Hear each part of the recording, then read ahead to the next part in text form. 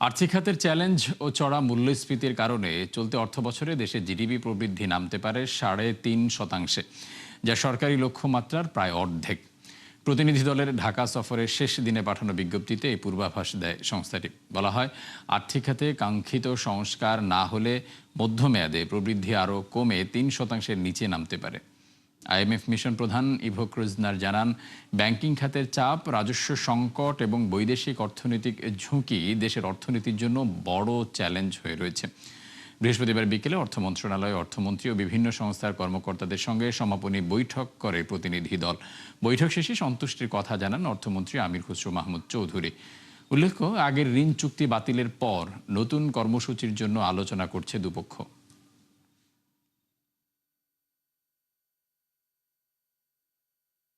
আইএমএফের সাথে প্রোগ্রাম যেটা হবে, প্রোগ্রামের ভিত্তিটা কি হবে সেই ভিত্তিগুলো আলোচনা হয়েছে, যেটা আমি আগেও বলেছি, respect to the elected government and sequencing, যখন যেটা প্রয়োজন এভাবে চেঞ্জ হবে। আর ইতিমধ্যে অনেকগুলো চেঞ্জ হয়েছে, বাকি চেঞ্জগুলো will sequence it as you go along. কয়েকটি মাত্র গাড়ির জন্য মাসে জ্বালানি ব্যয় ১২ লাখ টাকা। শুধু তাই নয়, এসব রক্ষণাবেক্ষণের জন্য থাকবে আরও ৩.৫ লাখ করে। আরও ভয়ঙ্কর তথ্য হলো, ইমেল ও ওয়েব মেল সংক্রান্ত একটি সফটওয়্যার কেনা হবে ৯.৫ কোটি টাকায়। এমন ভয়াবহ লুটপাটের আয়োজন চলছে সারা দেশে ২০৪ সেতু নির্মাণ সংক্রান্ত প্রকল্পে, যেজন্য আবার পরামর্শকরা নিয়ে নেবেন প্রায় ১৫০ কোটি টাকা। প্রতিটি সেতুর নির্মাণ ব্যয় ৪০ কোটি টাকা। অথচ বিশ্লেষকদের মতে গ্রামীণ এলাকায় এত ব্যয় করা অসম্ভব। ইমদাদ হোসেনের রিপোর্ট। ভঙ্গুর যোগাযোগ ব্যবস্থায় বিপর্যস্ত এখনো দেশের বহু এলাকা। সড়ক থাকলেও নেই সেতু, আবার সেতু বানানো হলেও তা পড়ে আছে অব্যবহৃত অবস্থায়। ফলে ভোগান্তি যেন নিত্যসঙ্গী বড় একটা জনগোষ্ঠীর। অবস্থার উন্নয়নে ২০২৪ সালে সারা দেশে ৬৩টি সেতু নির্মাণের উদ্যোগ নেয় তৎকালীন আওয়ামী সরকার। কিন্তু টাকা সংকটে ২০২৫ সালে তা ১১টিতে নামায় অন্তর্বর্তী সরকার। তবে দায়িত্বের ৪ মাস না যেতেই একলাফে সেই সংখ্যা ২০৪টিতে উন্নীত করে বিএনপি, যেজন্য ব্যয় উঠে যায় রেকর্ড ৮,০০০ কোটি টাকায়। ফলে প্রতিটির জন্য খরচ হবে ৪০ কোটি করে।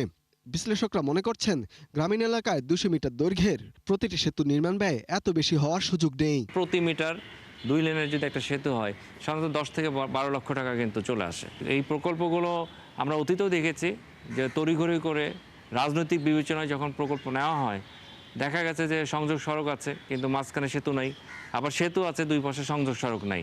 এই ধরনের অনেকগুলো উদাহরণ কিন্তু আমাদের আছে।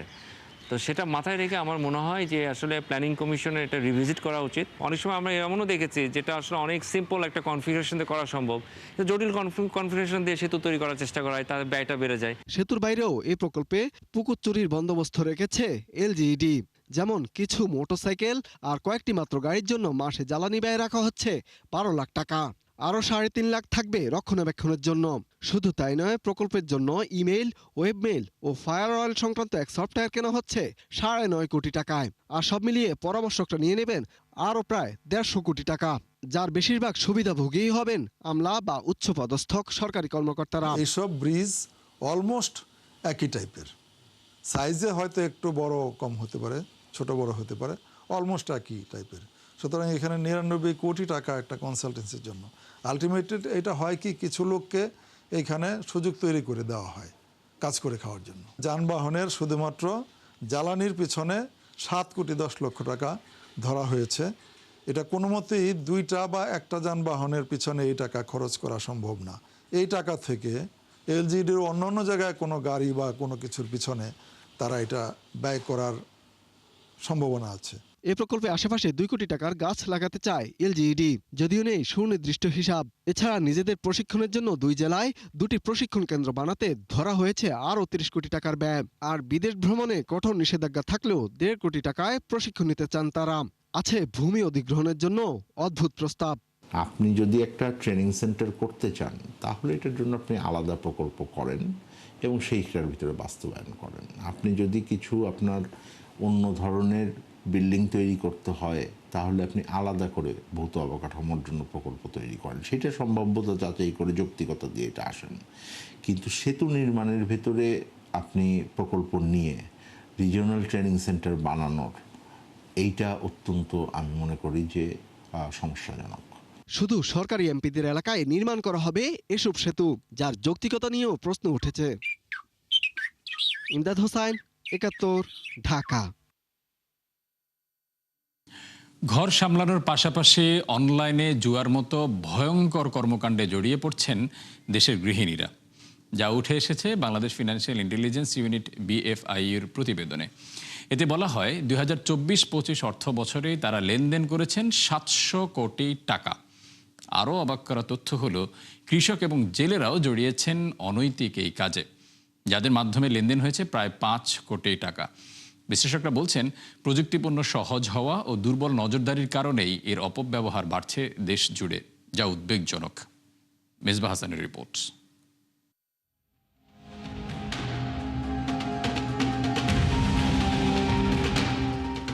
স্মার্টফোন, ইন্টারনেট আর প্রযুক্তি পণ্যে এখন ছেয়ে গেছে দেশ। অর্থনীতি ও সার্বিক উন্নয়নে এর বড় ভূমিকা থাকলেও অপরাধমূলক কাজে সম্পৃক্ততা বাড়ছে দ্রুত গতিতে, যার অন্যতম হলো অনলাইন জুয়া। তবে এই কার্যক্রমে তরুণদের আসক্তির কথা আলোচিত হলেও ভিন্ন ও ভয়ঙ্কর তথ্য দিল BFIU।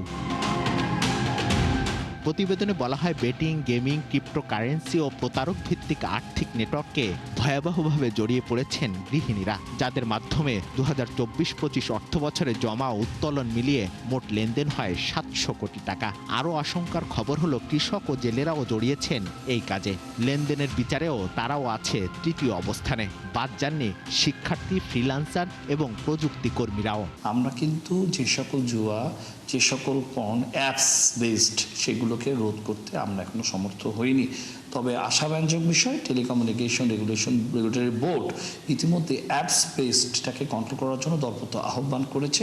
প্রতিবেদনে বলা হয়, এ ধরনের কার্যক্রমে সন্দেহজনক লেনদেন ছিল প্রায় 2000, যা বছরে বেড়েছে 21 গুণ।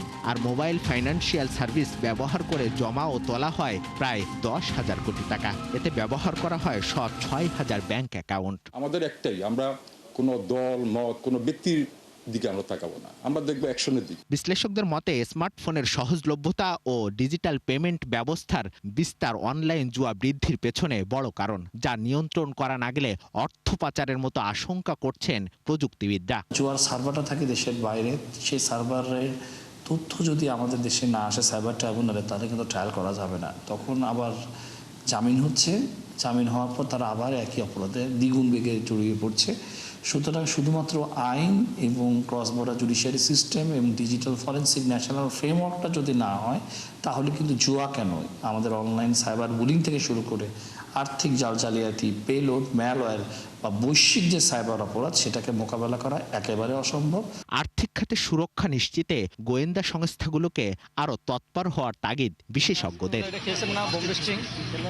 মেজবা হাসান, ৭১, ঢাকা। চলতি বছরের প্রথম 5 মাসে ইউরোপে $833 কোটি পোশাক রপ্তানি করেছেন বাংলাদেশি উদ্যোক্তারা, যা গেল বছরের একই সময়ের চেয়ে প্রায় 19% কম। সবশেষ মে মাসেও রপ্তানি কমেছে বাজারটিতে। শুধু তাই নয়, এই সময়ে বাংলাদেশি পোশাকের দামও কমেছে প্রায় 9.5% হারে। এতে ইউরোপে বাংলাদেশের অবস্থানে পরিবর্তন না ঘটলেও হিস্সা কমে নেমেছে 21.5%, যেখানে প্রথম স্থানে থাকা চীনের হিস্সা 28%-এর ওপরে। তবে গেল 5 মাসে দেশটির পোশাক রপ্তানি খানিকটা কমেছে। একই অবস্থা তুরস্ক, ভারত, ভিয়েতনাম, কম্বোডিয়া ও পাকিস্তানেরও। তথ্য অনুযায়ী ইউরোপে আমদানি কমার হার প্রায় 10%।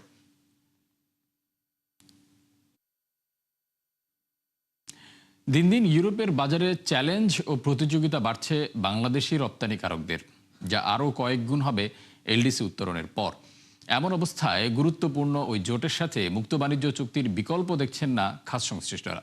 আশার কথা হলো এরই মধ্যে জোরালো আলোচনা শুরু হয়েছে বিষয়টি নিয়ে। WTSL-এর সাবেক মহাপরিচালক বলছেন, প্রক্রিয়া শুরুর পর তা সম্পন্ন করতে লাগবে অন্তত 3 বছর। তাই দ্রুত প্রস্তুতির পরামর্শ তার। রাকিব হোসেনের রিপোর্ট। দেশের রপ্তানি আয়ের প্রায় অর্ধেক আসে ইউরোপীয় ইউনিয়নভুক্ত 27 দেশ থেকে। সবশেষ অর্থ বছরে যার পরিমাণ ছিল $21 বিলিয়ন। এর মধ্যে প্রায় 92% অবদানই তৈরি পোশাক খাতের। ব্যবসায়ী ও বিশ্লেষকদের মতে এমন সাফল্যের পেছনে রয়েছে শুল্কমুক্ত বাজার সুবিধা, নিয়ম অনুযায়ী যা হারাতে হবে এলডিসির তালিকা থেকে উত্তরণের পর। শেষের সুর বেজে গেছে যে এখন 3 বছর বা আরও 3 বছর সর্বোচ্চ, বাট আওয়াজটা কিন্তু শুরু হয়ে গেছে, লোকজন এটা নিয়ে সবার সেমিনার করছে। সো এখন কিন্তু ফিলিংসটা আরও অনেক বেশি হচ্ছে যে আমাদের এই পোস্ট এলডিসি সিচুয়েশনে আমাদের যদি এই মুক্ত বাণিজ্য চুক্তি যদি আমরা বড় বড় ক্রেতা মানে রাষ্ট্র যেগুলো তাদের সঙ্গে করতে না পারি, তাহলে প্রতিদ্বন্দ্বিতায় আমরা আসলে টিকে থাকতে পারবো না। শুল্কমুক্ত সুবিধা থাকার পরও ট্রাম্প ট্যারিফের পর থেকে ইউরোপে তুমুল প্রতিযোগিতায় পড়েছেন বাংলাদেশি উদ্যোক্তারা, যার মূলে রয়েছে চীনা আধিপত্য আর ভারত ভিয়েতনামের মুক্ত বাণিজ্য চুক্তির সুবিধা। এর ফলে কেবল পোশাক খাতেই রপ্তানি হারিয়েছে প্রায় 3.5%, যা আরও ধাক্কা খাবে এলডিসি উত্তরণের পর। এমন প্রেক্ষাপটে মুক্ত বাণিজ্য চুক্তির আলোচনা শুরু হয়েছে জোরে সোরে। বিশেষজ্ঞরা বলছেন রপ্তানি বাঁচাতে বিকল্প নেই এই উদ্যোগের, আছে বাড়তি বিনিয়োগ টানার সুযোগও। চায়না, ইন্ডিয়া এবং কতগুলো ইস্ট এশিয়ান দেশ থেকে যে আমদানি করি, সেটার উপরে রাজস্ব থেকে সরকারের সবচেয়ে বেশি রাজস্ব আদায় হয় আর কি। ইউরোপিয়ান ইউনিয়ন থেকে আমরা এখন যে আমদানি করি, সেখান থেকে সরকার যেটা রাজস্ব পায় সেটা আমাদের সব আমদানি রাজস্বের 5 থেকে 7 ভাগের মতো। কাজে রাজস্ব ক্ষতি হবে অনেক বেশি। এটা আসলে আমি মনে করি না যে ইউরোপিয়ান ইউনিয়নের সঙ্গে বাণিজ্য চুক্তি করার ক্ষেত্রে কোনো একটা প্রধান অন্তরায়, আমি সেটা মনে করি না। আমরা যদি ইউরোপিয়ান ইউনিয়ন থেকে যদি বিনিয়োগ আকর্ষণ করতে পারি, যে বিনিয়োগটা আবার ইউরোপের বাজার সুবিধা নিয়ে যাবে, তাহলে এটা অন্যরকমভাবে হবে। তাহলে আমাদের রপ্তানি বৈচিত্র্যকরণ, বাজার বৈচিত্র্যকরণ, এগুলো অনেক দিকে এটা সহায়ক হতে পারে। ডব্লিউটিও সেলের সাবেক মহাপরিচালক মনে করেন ইইউর সঙ্গে এফটিএ নয়, বরং বাড়তি সুবিধা দেবে অর্থনৈতিক অংশীদারিত্ব চুক্তি বা ইপিএ। তার মতে প্রক্রিয়া শুরুর পর শেষ হতে সময় লাগবে অন্তত 3 বছর। নেগোসিয়েশন করতে হলে প্রথমে international trade rules, WTO rules জানতে হয়, বেসিক নলেজ এটা। আমাদের ট্রেড সম্পর্কে খুব ভালো ধারণা থাকতে হয়, টেরিফ সম্পর্কে ধারণা করতে হয়। সবচেয়ে বেশি কেয়ারফুল থাকতে হয় আমাদের ডোমেস্টিক ইন্ডাস্ট্রি নিয়ে, কারণ খুব ভালো ডাটাবেস নেই, কি ইন্ডাস্ট্রি আছে, কি পরিমাণ প্রোডাকশন আছে, এটাও জানে। অনেক সময় দেখা যায় যে নেগোসিয়েশনের পরে যেয়ে ধরা পড়ে যে হ্যাঁ আমাদের এই ইন্ডাস্ট্রি তো সাফার করবে। সবশেষ গেল ফেব্রুয়ারিতে জাপানের সঙ্গে অর্থনৈতিক অংশীদারিত্ব চুক্তি করে বাংলাদেশ, আর যুক্তরাষ্ট্রের সঙ্গে হয় reciprocal trade agreement. Rakib Hossain, 71, Dhaka.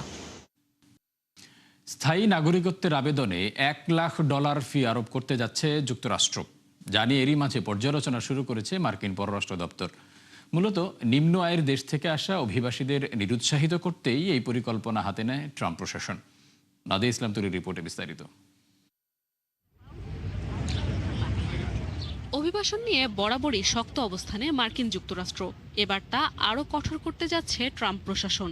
দেশটিতে নিম্ন আয়ের অভিবাসী ঠেকাতে ভিন্নধর্মী প্রচেষ্টা চালাচ্ছে ওয়াশিংটন, যার অংশ হিসেবে স্থায়ী নাগরিকত্বের আবেদনে $1 লাখ ফি আরোপ করতে যাচ্ছে মার্কিন পররাষ্ট্র দপ্তর, জানিয়ে এরই মাঝে শুরু হয়েছে পর্যালোচনা। শুরুতে অল্প কয়েকটি দেশে পরীক্ষামূলকভাবে এই নীতি চালুর কথা ভাবছে তারা, যেখানে ভিসা আবেদনের ফিকে জামানত হিসেবে বিবেচনা করা হবে। উদ্দেশ্য এক ধরনের আর্থিক নিশ্চয়তা, যাতে কোনো গ্রিন কার্ডধারী দেশটিতে নিজের আর্থিক চাহিদা পূরণে অক্ষম হলে সরকারের জন্য একটি নিরাপত্তা ব্যবস্থা থাকে। যুক্তরাষ্ট্রের নাগরিকত্ব প্রক্রিয়াটি বেশ সময় সাপেক্ষ, অর্থাৎ এই প্রক্রিয়া শেষ হতে কয়েক বছর পর্যন্ত সময় লাগতে পারে। এ সময়ের মধ্যে নাগরিকত্ব পেলে সে অর্থ ফেরত পাবেন সংশ্লিষ্ট ব্যক্তি। সাধারণত যুক্তরাষ্ট্রে বসবাসকারী নিম্ন আয়ের দেশের মানুষরা এই আবেদন করে থাকেন। মূলত তাদের নিরুৎসাহিত করতে এই পরিকল্পনা হাতে নেয় মার্কিন সরকার। অভিবাসন কমাতে এর আগেও নানা উদ্যোগ নেয় যুক্তরাষ্ট্র। এই যেমন জানুয়ারিতে 75টি দেশের জন্য অভিবাসী ভিসা আবেদনে স্থগিতাদেশ জারি করে দেশটি, যদিও জাতীয়তার ভিত্তিতে ভিসা স্থগিত করার এই নীতি এখনও আইনি চ্যালেঞ্জের মুখে রয়েছে। এছাড়া সম্প্রতি বিদেশি দক্ষ কর্মীদের জন্য H-1B ভিসার আবেদনে নিয়োগকর্তার উপর $1 লাখ ফি আরোপের উদ্যোগ বাধার মুখে পড়ে। নাদিয়া ইসলাম তুলি, 71। দীর্ঘদিন ধরে কমছে জাপানের জনসংখ্যা, পাশাপাশি উল্লেখযোগ্য হারে বাড়ছে বয়স্ক ও নিঃসন্তান দম্পতি। এতে নিঃসঙ্গতা কাটাতে পোষা প্রাণীতে ঝুঁকছেন তারা, ফলে প্রতিনিয়ত বাড়ছে পেট কেয়ারের বাজার। বিস্তারিত নুজহাত রাহনুমার প্রতিবেদনে। দীর্ঘদিন ধরে জাপানে কমছে জন্মহার, এতে জনসংখ্যা কমার পাশাপাশি বাড়ছে বয়স্ক মানুষের সংখ্যা। তাই একাকিত্ব কাটাতে পোষা প্রাণীতে ঝুঁকছেন অনেকে। ফলে দেশটিতে চাহিদা বেড়েছে পরিচর্যা খাতে। তথ্য বলছে 2020 সালে জাপানে এই খাতের বাজার মূল্য ছিল $4 বিলিয়ন, গেল বছর যা দাঁড়ায় $5.5 বিলিয়নে। পরিসংখ্যান অনুযায়ী জাপানের শিশুর তুলনায় পোষা কুকুর ও বিড়ালের সংখ্যা বেশি, যাদেরকে পরিবারের সদস্য হিসেবে বিবেচনা করেন তারা। তাই তাদের স্বাস্থ্য, সৌন্দর্য, খাবার, এমনকি জন্মদিন বা শেষকৃত্যের জন্য বড় অঙ্কের খরচ করতে দ্বিধা করেন না। জাপানে টোকিওর মতো বড় শহরগুলোতে অধিকাংশ মানুষ বাস করেন ছোট অ্যাপার্টমেন্টে। ব্যস্ত কর্মজীবনের কারণে পেট হোটেল, ক্লিনিক, ডে কেয়ার সেবা নেন মালিকরা। এছাড়াও পোষা প্রাণীদের বহনকারী ব্যাগ বা ট্রলি, আকর্ষণীয় বেল্ট ও নানা রকম খেলনা কিনছেন তারা। দিন দিন যার বাজার বড় হচ্ছে, ফলে শিশু পণ্য তৈরি করা কোম্পানিগুলো এখন মনোযোগ দিচ্ছে পোষা প্রাণীদের পণ্য উৎপাদনে। জাপানে মানুষের ব্যবহার্য প্রসাধন সামগ্রীর তুলনায় পোষা প্রাণীর পণ্যে মুনাফার হার অনেক বেশি। তথ্য বলছে মানুষের ব্যবহৃত পণ্যে যেখানে 10.5% মুনাফা, সেখানে পোষা প্রাণীর পণ্যে লাভের পরিমাণ 15.5%।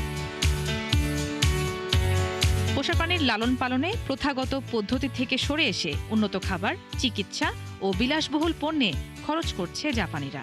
পাশাপাশি অবিবাহিত বা সন্তানহীন দম্পতিরাও মানসিক শান্তির জন্য রাখছেন পোষা প্রাণী। ফলে আরও প্রসারিত হচ্ছে দেশটির পেট কেয়ার বাজার। নুজহাত রাহনুমা, ৭১।